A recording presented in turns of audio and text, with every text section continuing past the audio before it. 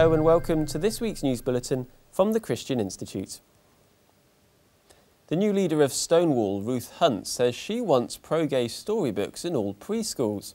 Stonewall, which lobbies on homosexual issues, has previously backed books for schools such as King and King and The Sissy Duckling. She wants to commission books for all preschool settings that she claims will celebrate difference, adding that is possibly one of the most radical campaigns we could do. Speaking to The Independent, Ruth Hunt claimed loads of kids these days have two mums or two dads. She also praised David Cameron for introducing same-sex marriage, saying, "You can't underestimate the importance of marriage at shifting social attitudes, and it was incredibly brave of Cameron to pursue that. He didn't have to." Ruth Hunt was announced as chief executive at the end of July, replacing Ben Summerskill, who had held the post for 11 years. A mother has spoken of her delight after refusing to abort her son, who had been diagnosed with a serious medical problem. Vicky Davies' son Samuel was born with his stomach and intestines in his chest. She was advised to consider an abortion because of the low survival rate, but she said, "I just couldn't even imagine it.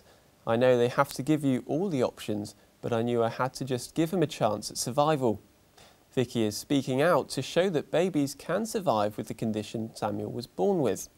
For the birth, which came 5 weeks earlier than expected, Vicky and Samuel were rushed to Liverpool Women's Hospital, but now he is doing well.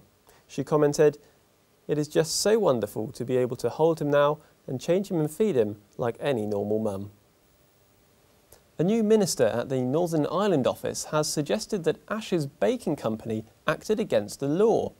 The MacArthur family, who own the bakery, refused to produce a cake featuring the slogan "Support Gay Marriage" because of their Christian beliefs. Andrew Morrison said that businesses should comply with the law which prevents discrimination against gay people.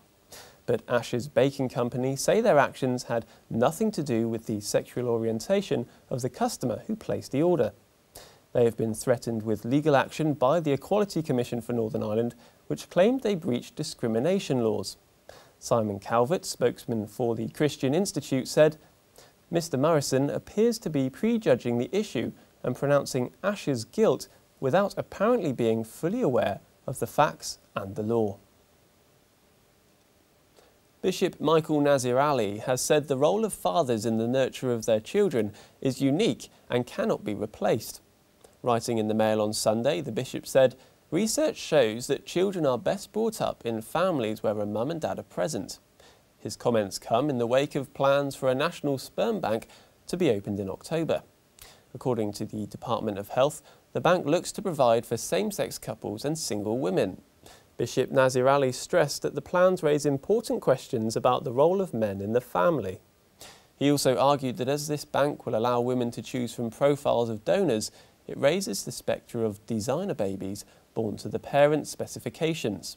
The bishop added, "It is not enough to want a child, let alone one with particular characteristics."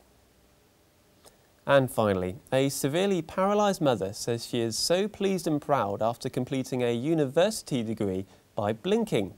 Dawn Fazey Webster had a major stroke 2 weeks after her son was born and now has locked-in syndrome, meaning her mind is active but her body is paralysed. She has finished a degree in ancient history and is now considering a master's in history of art. Each exam took Dawn 3 weeks to complete as she writes at 50 words an hour. She said, "When I passed my degree, I was so pleased and proud of myself. I had achieved my goal that I had for 6 years been striving for. No matter what obstacles were in my way, such as getting pneumonia twice and other lesser illnesses, I was determined to reach my goal." Her parents, Alec and Shirley, care for Dawn every day and said they were ecstatic.